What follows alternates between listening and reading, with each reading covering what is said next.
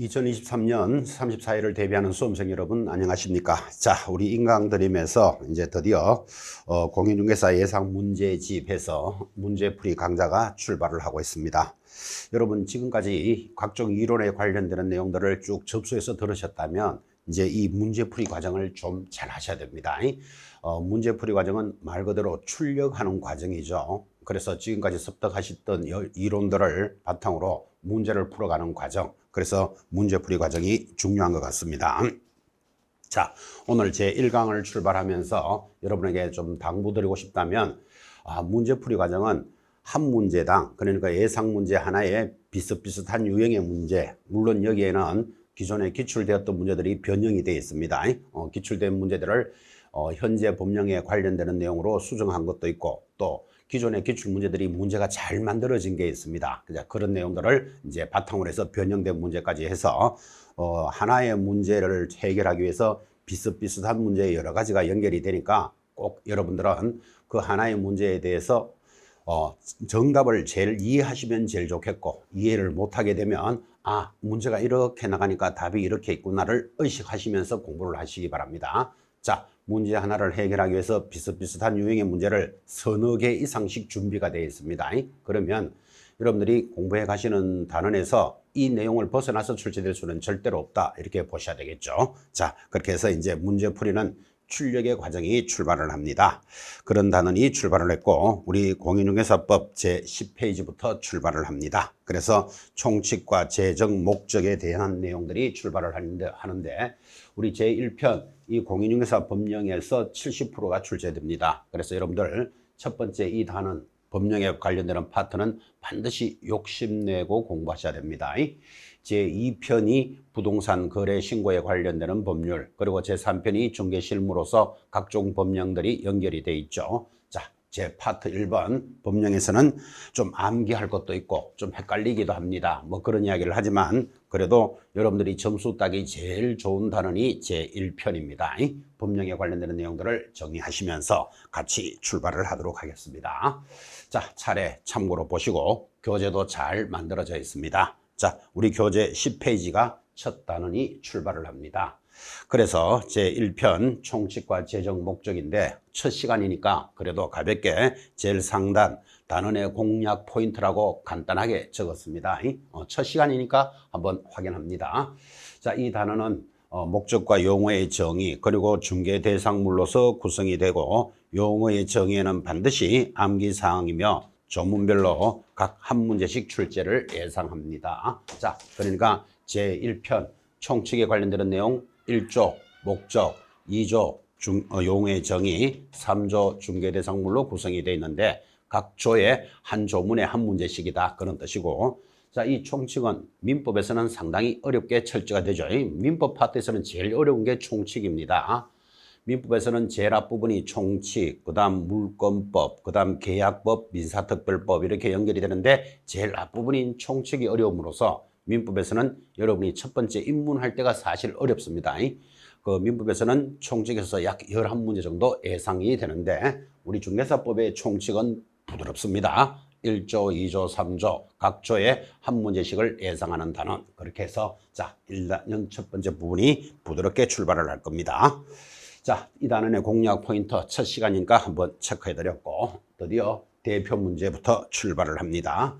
자, 중요도는 별이 2개고 난이도는 하다. 그럼 난이도는 하다라는 말은 자주 출제되지는 않는다라는 뜻인데, 자, 굳이 뭐 중요도, 난이도에 여러분 너무 연연할 필요는 없습니다. 그래도 우리가 교재를 꾸밀 때는 지금까지 여러 가지 통계들이 있으니까 어떤 내용이 있느냐를 한번 보실 필요는 있으니까 참고로 한 자료지, 난이도가 하라고 안 나옵니다, 이렇게 접근할 것은 아니겠죠. 그래서 자주 나오지는 않는다는 뜻이고, 중요도는 별표가 2개니까 비교적 괜찮은 내용이죠. 체크하셔야 됩니다. 자, 그리고 자, 목적과 성격에 대해서 제시를 하는데, 거기 교재 10페이지 상단에 상단에 01번 제목이 수요와 공급이라고 뭔가 잘못 좀 들어갔죠, 그죠? 그 잘못 들어갔는 부분은 뭐 중요한 건 아니지만 그래도 여러분들이 이렇게 고쳐주시기 바랍니다. 목적과 성격으로 좀 고쳐주시기 바랍니다. 안 고쳐도 뭐 관계는 없지만. 자, 목적과 성격으로 수정해 놓고 드디어 대표 문제부터 보는데, 자, 이 총책에서의 대표 문제는 1조 목적으로 그렇습니다. 다음 관로안에 들어갈 말을 순서대로 가장 옳게 나열한 것은 이렇게 물었는데 아주 독특한 단원입니다. 자, 제1조 목적은 1회 시험으로부터 지금 33회 시험이 끝났죠. 그리고 여러분들은 34회를 준비하는 수험생들인데 약 22회 시험 때까지는 12번이 출제가 됐습니다. 여러분 12문항이 출제가 되었다. 이 말은 1회 때부터 22회 때까지 12개면 2년에 한 번꼴로 출제했습니다. 자, 그럼 2년에 한 번꼴로 출제되니까 이때 수업할 때는 목적은 반드시 출제됩니다 하고 출제를 했고 2년마다 딱딱딱딱딱 문제가 나왔었습니다. 상당히 출제가 많이 됐죠. 자, 그런데 어떤 사연인지 지금 22회부터 33회까지 약 10년 동안은 출제가 또 안 됐습니다. 계속해서 나온 문제가 또 10년 동안 안 되는 것도 또 모양도 이상하죠. 그죠? 그래서 막 지나간 33회 시험에서도 출제는 안 됐는데, 자, 여러분이 준비하시는 34회에서는 출제가 될까요? 안 될까요? 모르죠. 일단은 기다려 봐야 되는데, 자, 이 34회 시험에서 출제가 혹 안 된다 하더라도 여러분 이 공부를 하면서 1조를 모르고 2조부터 공부한다는 것도 별로 모양은 맞지 않습니다. 그래서 출제를 떠나서라도 1조 제 목적은 꼭 정리하셔야 됩니다. 그래서 1조 목적은 이거 중요합니다. 이러고 지나가는 것하고 여러분 원래 나올 수 있습니다. 이렇게 출발하는 것은 여러분이 받아들이는 자세가 달라도 다르겠죠. 그래서 1조는 꼭 정리해 주실 것.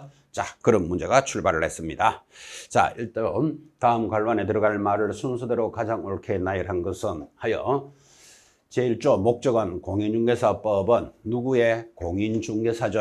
그래서 공인중개사의 전문성을 제고하는데 이때 공인중개사를 개업 공인중개사 또는 소속 공인중개사 유사 표현으로 들어오는 것을 조심하셔야 됩니다.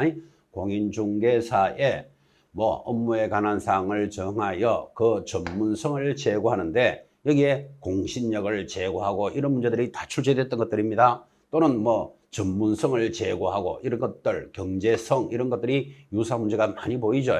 전문성 기억하셔야 됩니다. 를 제공하여 부동산 중개업을 이렇게 나가는데 여러분 여기에 중개업무라는 글자 하나 더 붙으면 틀린 거 찾아내겠습니까? 웬만큼 눈 밝아가지고 못 찾아냅니다.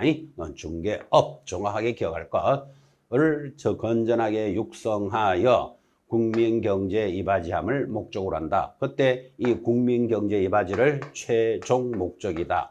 그래서 다음 목적 중 최종 목적을 찾으시오 하고 출제한 바도 있습니다. 자, 그럼 최종 목적은 뭐다? 국민경제 이바지하는데 이때 유사 표현 여기 국민의 재산권 보호, 국민의 소유권을 보호한다 등등 유사 문제들이 12번이나 출제가 됐습니다. 또 부동산에 관련되는 것은 국민의 재산권도 보호하는 것도 중요하겠지만 소유권의 보호, 수요 공급의 조절, 부동산 투기를 억제하고 등등등이 그렇게 중요한 문제지만 우리 중개사법의 최종 목적은 아니더라 그 말이에요. 자, 그렇게 해서 약 12번 이상씩 출제가 됐으니까 정답을 여러분 1번으로 딱 잡으시고 제1조 목적에 관련되는 내용은 자존심을 걸고 체크하셔야 됩니다. 자, 뭐를 정의해야 된다고요? 1조 목적은 첫 번째 공인중개사입니다. 공인중개사지 소속 공인중개사나 소속 공인중개사, 개업 공인중개사 하면 틀려요. 공인중개사의 업무에 관한 사항을 정하여 그 전문성을 제고하고, 자, 전문성 기억합니다. 전문성이 제고가 되면 중개업을 건전하게 육성하게 됩니다. 육성도 기억하시고 이걸 건전하게 지도하고 이렇게도 수정해서 출제하기도 했었습니다. 건전하게 육성하여 국민경제에 이바지함을 목적으로 하겠다 하여 이 동그라미 한 5가지는 오지선다형을 준비하는 수험생에게는 가장 중요한 내용이죠. 그죠? 반드시 이 목적으로 한다를 기억하시고 5가지를 익히셔야 됩니다. 그래서 항상 우리 단원을 출발할 때는 제1조 목적은 자존심 싸움이다. 그죠? 출제가 되지 않는다 하더라도 반드시 기억하셔야 되고, 그전에는 이렇게 자주 출제되던 단원들이 최근 10년간은 출제가 안 됐습니다. 자, 목적. 여러분들 한번 나와봐라. 이렇게 생각하시면서 공부를 하셔야 됩니다. 1조를 정리하셨고 답은 1번으로 정리했죠. 뭐 답이 1번이 중요한 게 아니고 사실은 1조는 여러분들이 자존심을 걸고 공부하셨던 내용입니다. 자, 넘어가서 이제 본격적으로 1번 문제 출발합니다. 자, 우리 문제풀이 과정에서 1번 문제가 이 법의 성격에 대해서 제시를 합니다. 여러분, 사람도 나름대로 성격이 있다 그랬죠. 자, 어떤 사람은 뭐 까칠한 성격이다, 또 차분한 성격이다, 이렇게 나름대로 사람들도 성격이 있지만 이 법을 공부하는 여러분들은 중개사법의 성격에 대해서도 공부를 하고 있습니다. 출제된 바도 있으니까 체크하셔야 되는데 이 성격이 4가지로 나타납니다. 그래서 이거 중요합니다. 자, 공부를 해보면 우리 중개사법은 1번 부동산 중개에 관한 기본법적 성격입니다. 기본법 기억하셔야 됩니다. 기본법이 뭐냐? 방금 설명했잖아요. 중개에 대해서는 기본이 되는 법이다. 그죠? 그래서 부동산 중개를 하면서 뭐 도로교통법, 변호사법 이런 거 보는 거 아니다 이 말이에요. 반드시 중개사법이 기본이 되는 법입니다. 2번 공인중개사법은 민법과 상법에 대해서 특별법적 지위가 있다. 자, 특별법 기억하시면서 학창시절에 특별법 우선의 원칙 공부했습니다. 어떤 법과 법이 충돌을 하면 뭐부터 적용하느냐? 특별법 우선의 원칙이 적용되니까 민법이나 상법보다 먼저 적용하는 기준이 적용됩니다. 3번 이 법은 공인중개사법은 국내에만 적용되는 국내법적 성격인데, 이를 수업하면서 여러분에게 계속 전달했던 것, 이 법에 따라 시험에 합격하셔서 일본에 있는 아파트나 팔로 다닐까? 그러면 틀립니다. 일본에는 적용하지 않습니다. 국내에만 적용하는 국내법적 성격이다. 4번 중개와 관련하여 민법과 상법이 중개사법보다 먼저 적용된다. 틀렸다. 그죠? 민법과 상법이 중개사법부터 먼저 적용되는 게 아니고 공인중개사법이 가장 먼저 적용됩니다. 그래서 우리 중개사법을 뭐라 그랬습니까? 특별법적 성격이다. 그렇게 말했으니까 4번이 틀린 질문이죠. 자, 5번째, 공인중개사법은 공법적인 요소와 사법적인 요소가 포함이 되어 있어서 우리는 이것을 섞여 있으니까 혼합법적 성격이다. 여러분, 이 혼합법을 다른 말로는 중간법 이렇게도 말합니다. 이 사회가 발달하면서 만들어지니까 공법은 국가가 개입되어 있는 법. 우리 공부를 해보면 뭐를 위반하면 3년 징역 3천만 원 벌금에 처하겠다. 이런 내용들은 국가가 개입되어 있는 내용이죠. 그리고 개인과 개인에 관련되는 내용이 중개에 관한 법이니까 그 양은 더 많지만 어쨌든 이런 의뢰인들을 보호하기 위해서 국가가 개입이 되어 있습니다. 그래서 국가가 개입하는 공법적인 요소와 개인과 개인에 관련되는 사법적인 요소가 포함이 되어 있으니까 혼합법이다. 그런 성격입니다. 혼합법을 다른 말로 뭐라고요? 중간법 하기도 합니다. 그래서 이는 사회가 발달하면서 만들어지는 법이기도 한 성격이죠. 자, 그래서 이 법의 성격, 기본법, 특별법, 국내법이면서 혼합법적 성격, 혼합법을 다른 말로는 중간법이라고도 됩니다. 자, 그래서 틀리는 건 몇 번? 4번 해서 이제 이 법의 성격을 가볍게 접근합니다.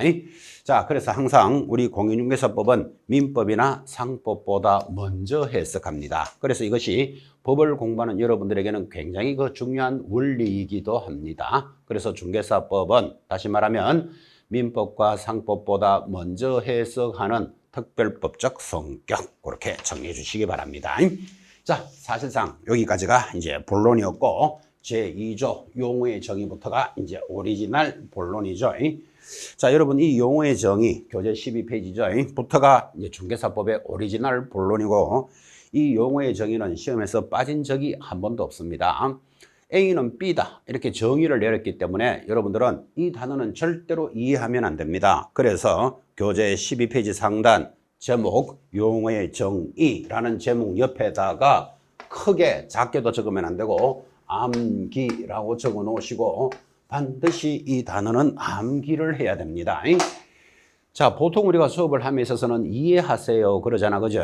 이해 위주로 공부를 하는데, 자, 이해 위주로 공부를 하면 설사 변형이 돼서 나오더라도 변형이 돼 나오는 것을 수정해가면서 정리할 여유가 생기지만 암기를 하면 암기한 대로 출제가 안 되면 틀리잖아, 그죠? 그래서 모든 학습은 이해 위주로 해야 됩니다 라고 이야기하는데 이 단어만 오면 이해를 하면 틀립니다.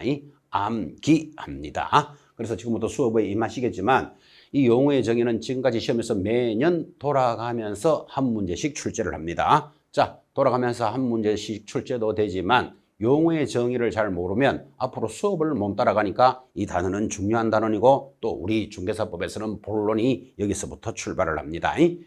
모두 주어진 용어 6가지고 매년 돌아가면서 하나씩 출제가 되니까 지금 보고 계시는 용어의 정의는 반드시 욕심내서 공부하셔야 되는 단어입니다. 자, 중개사법상 용어의 정의에 대한 설명입니다. 틀리는 것을 찾으시오.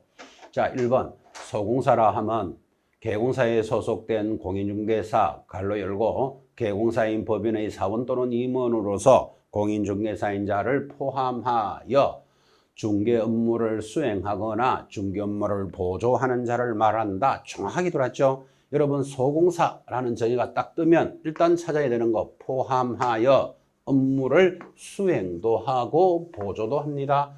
그래서 소공사라는 정의가 딱 뜨면 포함, 수행, 보조를 딱딱딱 찾아야 됩니다. 이렇게 수업을 했습니다. 가장 정확하게 들었고 학습용으로 공부하셔야 됩니다. 2번 공인중개사라 하면 공인중개사법에 의한 자격을 취득한 자를 말한다. 취득이 핵심 단어죠. 정확하게 들었는데 이거를 여러분 이해를 하면 이렇게 되잖아요. 공인중개사는 시험에 합격한 자를 말한다. 만약에 공부를 대충 한 사람은 그렇게 출제하면 합격한 자 공인중개사 맞잖아요. 오! 딱 찍는다니까요. 합격한 자 하면 틀려요. 법에서는 취득한 자라고 정의를 내려놨잖아. 그죠? 우리 시험은 1차와 2차로 구분이 되어 있으니까 지금 1차에 합격한 사람도 있습니다. 이제 2차, 원래는 2차만 치면 되겠죠. 그럼 1차 시험에 합격했다고 그 자를 공인중개사로 봐준다, 안 봐준다? 봐주지 않습니다. 시험에 합격한 자만 하면 안 된다니까요. 법에서는 자격을 취득한 자가 공인중개사고 아주 과학적으로 만들어져 있습니다. 자, 지금 여러분한테는 뭐 과학적이다 이게 중요한 게 아니고 용어의 정의는 스스로 이해하면 안 된다. 뭐 시험에 합격하여 부동산 중개업을 하는 자를 말한다. 그런 자를 공인중개사라 말한다라고 시험에 몇 번이나 출제합니다. 시험에 합격한 자를 말한다. X라니까요. 합격한 자가 아니고 취득한 자. 글자 그대로 암기하셔야 돼요. 정확하게 돌았습니다. 3번 중개업이라 하면 다른 사람의 을에 일정한 보수를 받고 중개를 업으로 행하는 것. 아주 정확하게 돌았죠. 어쩌면 제일 중요한 용어는 1번 중개가 중요하다면 시험에서는 중개업이 가장 많이 출제하는데 이 중개업을 수업할 때 여러분한테 중개업은 글자가 3글자니까 조건이 3가지입니다. 이렇게 공부하라고 그랬습니다. 중개업은 글자가 3가지니까 이 3가지 조건이 하나라도 빠지면 안 돼. 첫째 조건, 다른 사람의 의뢰가 있어야 하고 일정한 보수를 받고 중개를 업으로 하는 것이다. 3가지가 반드시 들어가야 되는데 요 3가지가 정확하게 돌았으니까 이게 오다 이 말이에요. 하나를 빼면 틀립니다. 다른 사람의 의뢰에 의해서 중개를 업으로 하는 것. 보수 살짝 뺐죠. 출제한 바 있습니다. 그런데 시험 지문에서 올라가면요. 다른 사람의 의뢰에 의해서 중개를 업으로 하는 것, 그것을 중개업이란다. 틀린 데를 못 찾아냅니다. 수험생은. 그런데 보수 빠지면 틀려요. 그래서 용어의 정의는 자기가 이해하면 안 되고 글자 그대로 딱딱딱 기억하셔야 됩니다. 그래서 법을 만드는 사람이 A는 B다 라는 말은 A는 B라고 정했는데 자기 스스로 B 다시 B 다시 다시도 된다 이렇게 해석하면 안 된다 이 말이에요. 그대로 암기하셔야 되고 자 암기라는 말은 있는 3가지가 그대로 돌았는데 만약에 빠뜨려도 틀리지만 쓸데없는 건 넣어도 틀립니다. 중개업이란 예를 들면 중개사무소를 갖추고 이렇게 들어옵니다. 여기 사무소라는 조건이 있다 없다? 없잖아요. 그런데 지금 여러분 현장에 나가보시면 전부 중개사무소 갖추고 일하는 거 보셨죠? 그러니까 중개업이란 중개사무소를 갖추고 다른 사람의 의뢰에 의해서 보수를 받고 이러면 맞다고 따라가는 수험생 50%입니다. 틀립니다. 사무소는 중개업의 조건이 아닙니다. 특히나 공부를 많이 한 사람이 틀리는 방법. 중개업이란 등록을 하고 이렇게 갑니다. 여기 등록이라는 표현이 없잖아. 그죠? 근데 지금 현장에 나가보면 중개업을 하시는 분 다 등록을 하고 다른 사람의 의뢰 일정한 보수를 받고 중개를 업으로 하고 있습니다. 그렇지만 등록이 조건은 아니잖아. 그죠? 그래서 이 등록이라는 것은 등록을 하지 않고 영업하는 자 무등록업자로서 처벌받습니다. 중개사법에서 무등록, 등록을 하지 않고 영업하면 3년 징역 3천만 원 벌금에 해당되는 아주 중요한 내용이지만 중개업의 요소에는 등록은 안 들어간다니까요. 그래서 글자 그대로 암기하셔야 됩니다. 3번 정확히 들었고 여러분에게 학습용으로 들어가 있는 문제입니다. 자, 4번 개공사라 하면 중개사법에 의해 사무소를 뭐한 자다? 개설 등록한 자. 정확히 들었고 개설 등록한 자를 예전말로 하면 개설 허가를 받은 자를 개공사라 부릅니다. 자, 개설 등록한 자라고 정확히 들었는데 등록을 하고 중개업을 영위하는 자 이런 표현하면 틀려요. 또는 등록을 하고 등록증을 교부받은 자를 말한다. 여러분 개공사는 등록증 받은 자 맞습니다. 그렇지만 용어의 정의로서는 안 맞다니까요. 등록증을 받았거나 등록증을 받고 중개업을 영위를 안 하거나 법에서는 어떻게 되어 있다? 등록만 딱 하면 개공사다. 이렇게 출발을 하죠. 자, 정확하게 돌았습니다. 다 맞네요. 5번 중개보조원이라 하면 공인중개사로서부터 출발했으니까 이제 5번 지문이 틀린 거죠.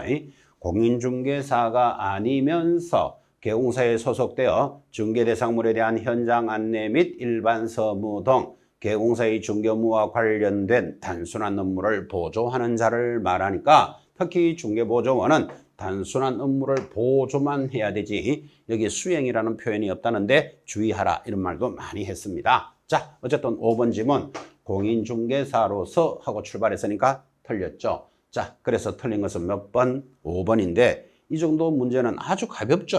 가벼운데 이 단어를 암기하신 분들은 사실은 공부도 학습용이기도 하지만 반드시 가는데 이런 문제도 기출된 문제이기도 합니다.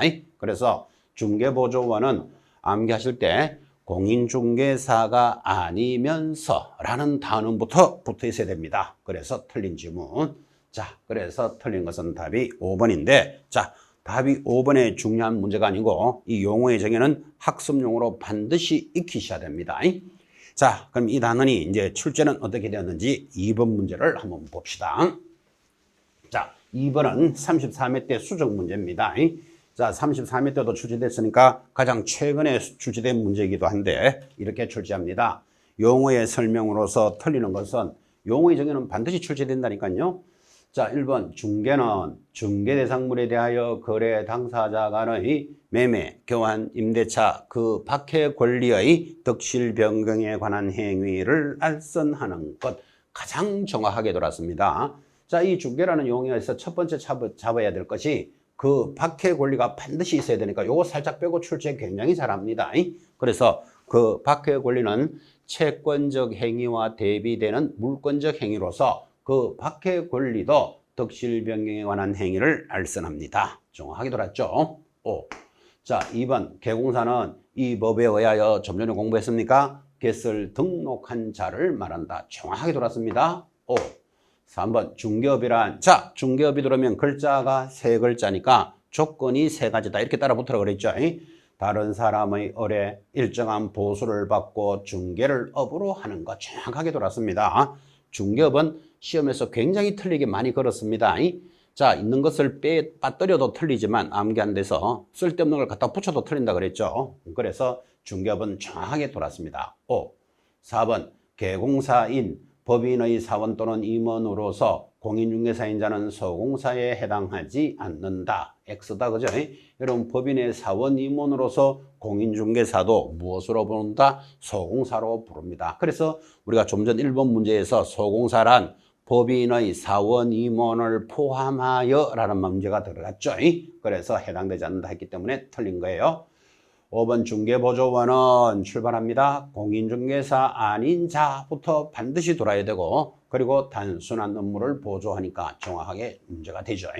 자, 그래서 틀리는 것은 몇 번? 답은 4번인데 자, 기출된 문제입니다. 이건 돌아가면서 하나씩 무조건 출제되니까 용어의 정의는 반드시 출제되는데 여러분들이 공부하셔야 될 것. 자, 이 개공사의 사원 임원을 포함하여 업무를 수행도 하고 보조하는 자 소공사죠. 용어의 정의로서 그대로 암기한 자들은 암기하신 분들은 4번이 틀린 것을 찾아냈을 겁니다. 출제된 문제는 이 정도 수준이었습니다. 그래서 기출문제를 보시면서 여러분들은 정리가 되고 있습니다. 뭐 돌아가면서 해마다 출제됐으니까 약 30년 동안에 얼마나 많이 나왔겠어요. 자, 이제 또 3번 문제도 용어의 정의를 훈련해 봅시다. 자, 이번에는 용어 중에서 그래도 시험에 제일 많이 나온다라는 중개와 중개업에 대한 내용입니다. 틀리는 것을 찾으세요. 관련되는 판례도 있고 관련되는 문제들이 계속 연결이 되고 있습니다. 자, 틀리는 것을 찾으시오. 1번 중개는 암기하고 있습니까? 보수를 받지 않아도 중개에 해당될 수 있지만 중개업은 일정한 보수를 받지 않으면 중개업이 될 수는 없다. 아, 정확하게 들었죠? 여러분 중개업의 정의가 뭐였죠? 세 가지. 다른 사람의 을에 보수를 받고 반드시 중개를 업으로 하는 것. 보수 들어가 있죠? 그래서 1번 지문 정확합니다. 자, 1번 지문들이 여러분 용어의 정의를 6가지를 암기를 하고 있다면 반드시 중개라는 정의에는 보수가 들어가지 않는다니까요. 아까 중개 공부하셨죠?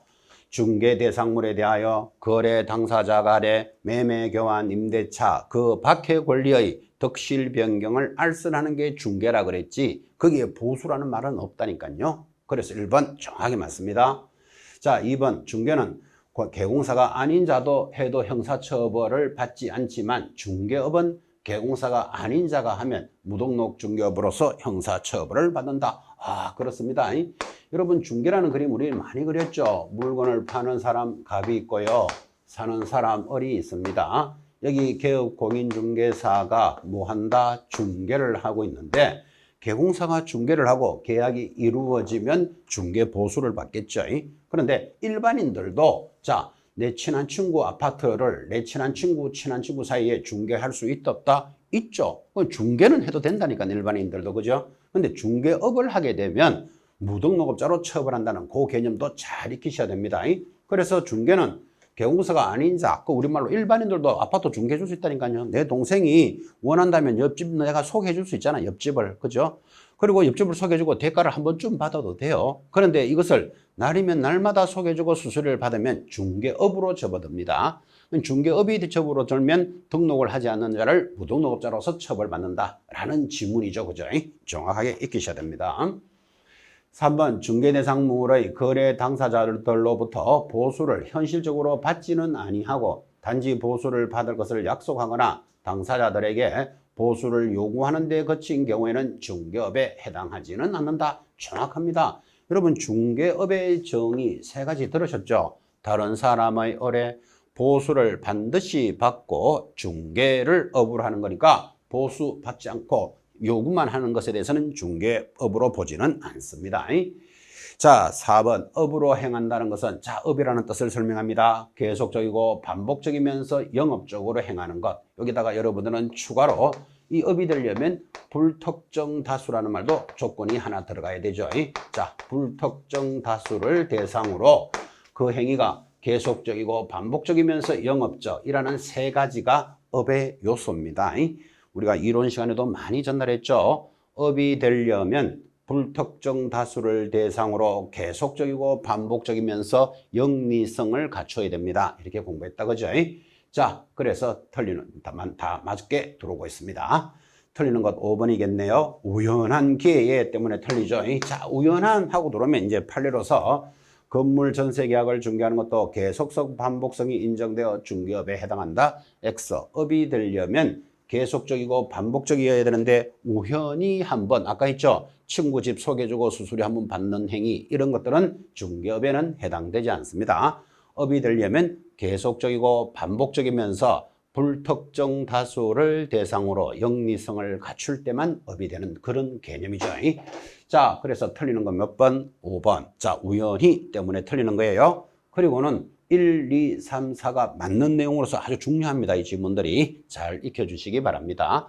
자, 수업에 출발하면서 그랬지만 문제풀이 과정은 여러분 하나의 문제를 해결하기 위해서 비슷비슷한 문제들이 계속 중복됩니다. 그래서 그런 문제들을 익히시면 본고사에서는 이 문제를 벗어나서 출제될 수는 없다. 그죠? 하나를 위해서 너댓 개를 훈련하고 있습니다. 용어의 정의 반드시 하나가 나오는데 기출된 변형 문제도 한번 보셨고 또 용어의 정의로서 지금 하나하나를 공부하고 있습니다. 이것도 아쉬워서 4번 문제도 또 용어로 관련되는 내용들이 정리가 됩니다. 자, 공인중개사 법령에 관련되는 4번 문제 볼까요? 옳은 것을 찾으시오. 자, 1번 부동산 중개행위가 부동산 컨설팅 행위에 부수하여 이루어졌다면 중개업에 해당하지 않는다. X예요. 자, 여기서 여러분 기억하셔야 될 거 부동산 컨설팅 행위에 부수하여 이루어지는 것, 중개업에 해당한다라는 게 판례예요. 그거 그대로 기억하셔야 돼요. 자, 그래서 컨설팅 행위에 부수하여 이루는 것도 중개업에 해당한다. 그래서 지금 틀렸죠? 2번, 다른 사람의 의뢰에 또 나옵니다. 일정한 보수를 받고, 자, 건물에 대하여 저당권의 설정에 관한 행위의 알선을 업으로 하는 경우에도 중개업에 해당한다. 정확하게 들었고, 중개업의 요소는 세 가지잖아요. 다른 사람의 의뢰, 일정한 보수, 그 다음 중개를 업으로 하는 것인데, 여기서 이제 중요한 거, 저당권의 설정에 관한 행위가 중개업이 되느냐라는 문제에 대해서 우리 판례는 저당권을 설정하는 것 중개업에 해당한다라는 것을 알고 있어야 됩니다. 그러니까 2번 지문이 정확하게 돌았잖아요. 다른 사람의 의뢰 일정한 보수를 받고 중개를 업으로 하는데 중개에는 저당권의 설정도 해당한다는 걸 알고 있어야 된다라는 문제. 그래서 옵니다. 자, 3번 틀리나요? 보수를 받지는 않는다면 중개업이 아니므로 개공사는 공인중개사법상 중개 대상물에 대한 확인 설명 의무를 부담하지 않는다. 당연히 X죠. 보수를 받지 않으면 중개업에는 해당되지 않지만 보수를 받지 않더라도 물건에 대한 확인 설명은 정확하게 이루어져야 됩니다. 만약에 이 지문을 반대로 한다면, 자, 중개를 잘못해서 사고가 났어요. 그러니까 그 의뢰인에게, 자, 내 받았던 수수료 돌려줄게. 이 사고는 없는 것으로 합시다. 그게 말이 됩니까? 안 되죠. 수수료를 받지 않더라도 물건에 대한 설명은 정확하게 해야 된다라는 취지의 판례입니다. X. 자, 4번. 공인중개사법 제2조 용어의 정의에서 소공사라는 것은 개공사에 소속된 공인중개사로서 중개업무를 수행하는 자만을 말한다. X. 자, 소공사 어떻게 한계합니까? 포함하여 수행도 하고 보조하는 자. 포함, 수행, 보조가 딱딱딱 붙어야 된다. 그렇게 공부했죠. X. 자, 5번. 중개보조원은 공인중개사가 아닌 자로서 정확히 돌았습니다. 중개업무를 수행하지 못한다. 그래서 고용관계 종료 신고의 대상자에는 해당하지 않는다도 틀린 말이죠. 자, 중개보조원은 수행하지는 못한다. 그렇죠. 보조만 해야 되니까. 그렇지만 그 사람을 고용하면 고용했다고, 고용관계가 종료되면 종료되었다고 반드시 신고는 해야 되죠. 해당하지 않는다 했기 때문에 틀린 지문. 자, 그래서 옳은 것은 2번인데, 자, 이 단원 4번 문제는 여러분들이 답이 2번입니다가 중요한 게 아니고 내용이 아주 의미가 있습니다. 그래서 2번 지문은 자기 것으로 잘 소화시켜 놓으셔야 됩니다. 자, 5번 문제 또 한번 가봅시다. 자, 중개업에 해당되는 것을 묻고 있습니다. 역시 문제에서 출제는 중개업에 관한 문제가 제일 많이 출제가 됐습니다. 자, 이렇게 해서 여러분들은 문제풀이에서 이제 용어의 정의 한 과정은 완전히 졸업을 하는 겁니다. 자, 중개업에 해당되는 것을 찾으시오. 자, 1번.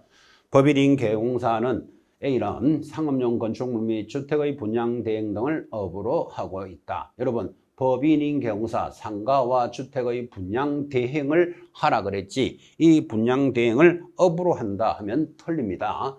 법인은 해야 될 업무가 딱 정해져 있다 그랬죠. 6가지. 그 6가지 업무에 주택과 상가의 임대 관리나 분양 대행을 할 수 있지. 그것을 업으로 하고 있으면 틀립니다.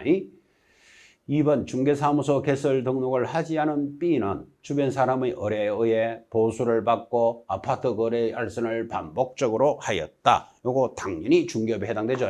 그래서 등록을 하지 않고, 등록은 중개업의 요소가 아니라니까요. 그래서 요소의 3가지. 다른 사람의 의뢰, 보수를 받고 중개를 업으로 하면 3개가 들어가면 중개업이 된다. 그렇게 공부했습니다. 그래서 이제 2번이 틀린 지문을 찾으셔야 돼요.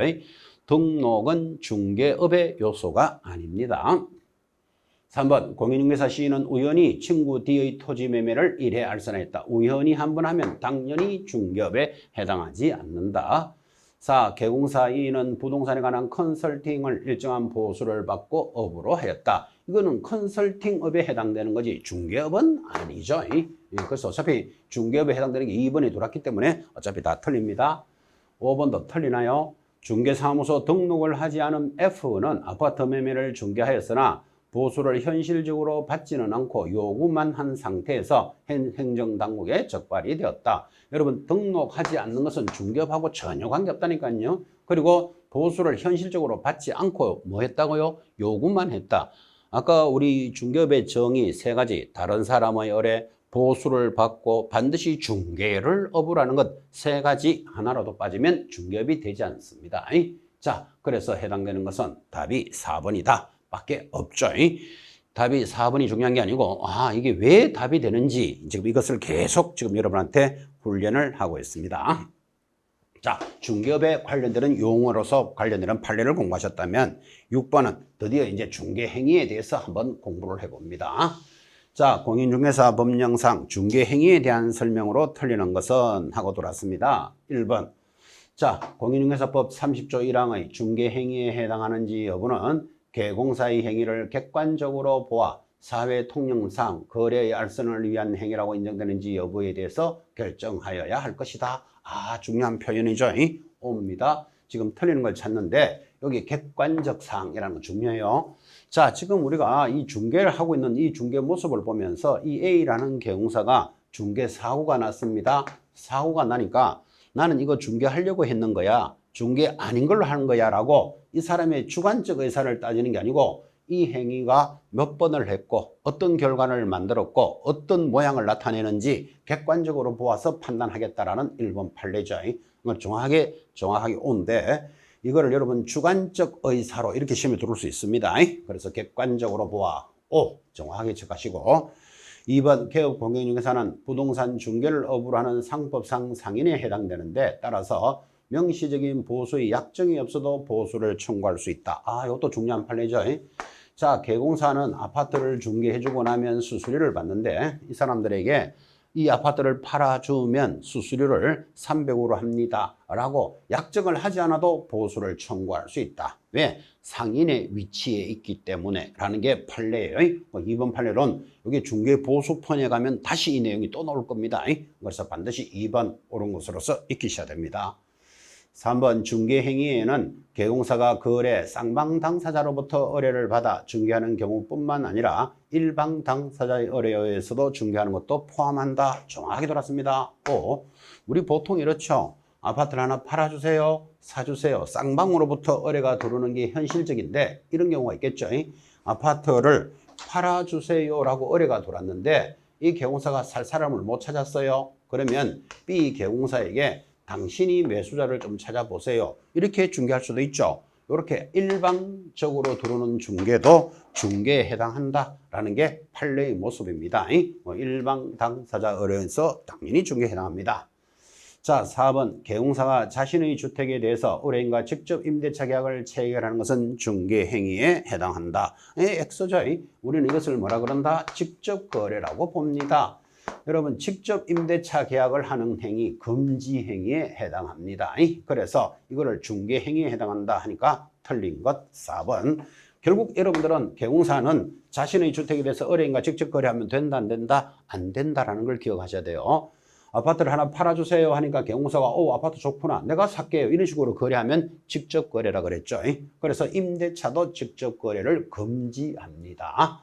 해당한다 했기 때문에 틀린 것 4번입니다.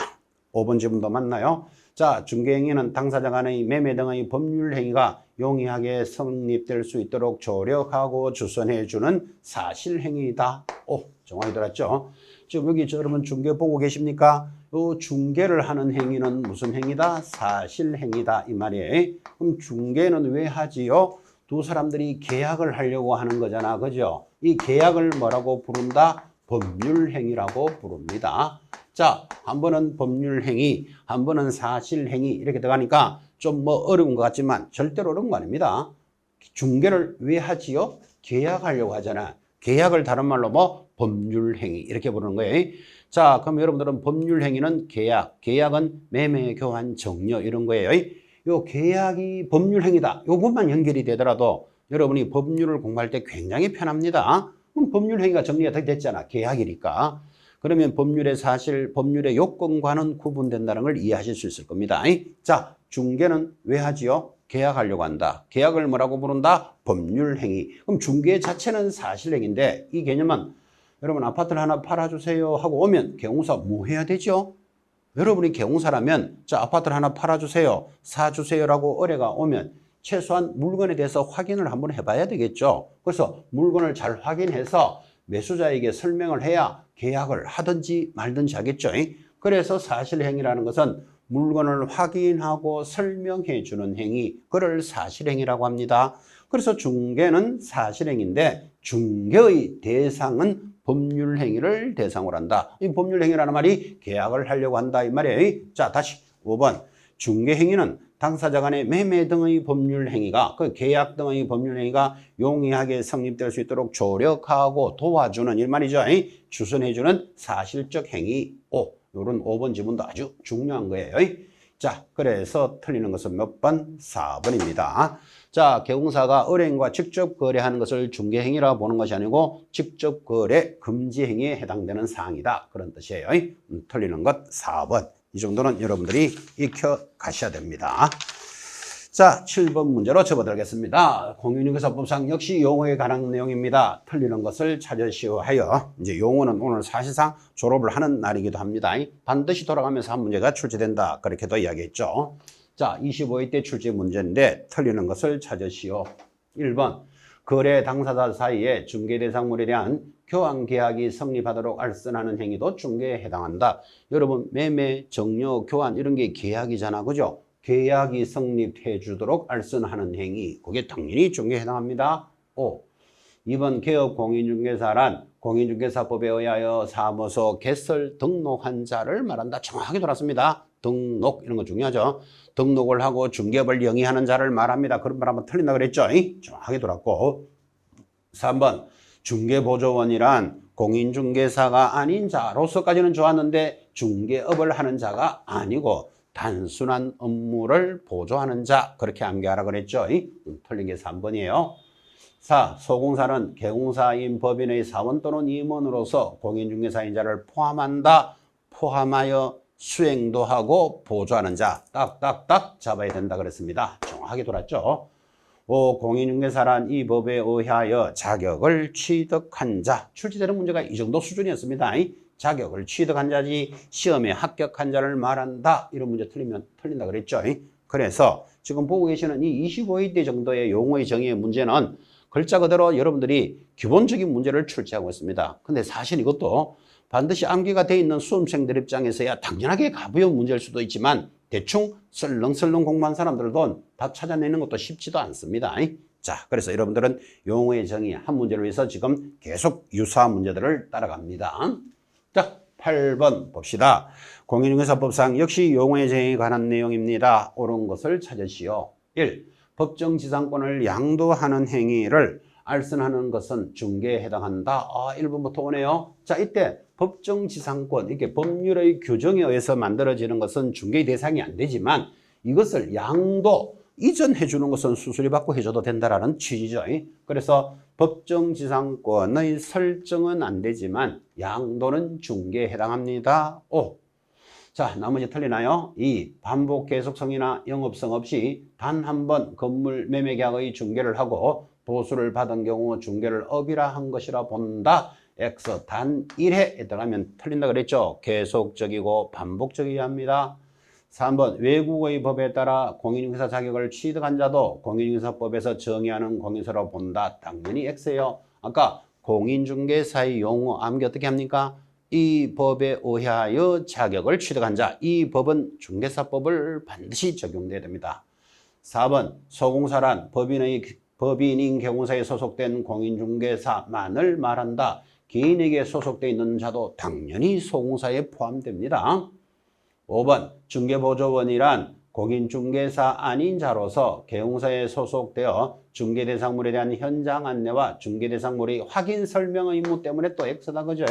단순한 업무를 보조만 하는 자를 중개보조원이랍니다. 글자 그대로 여러분들은 암기하셔야 됩니다.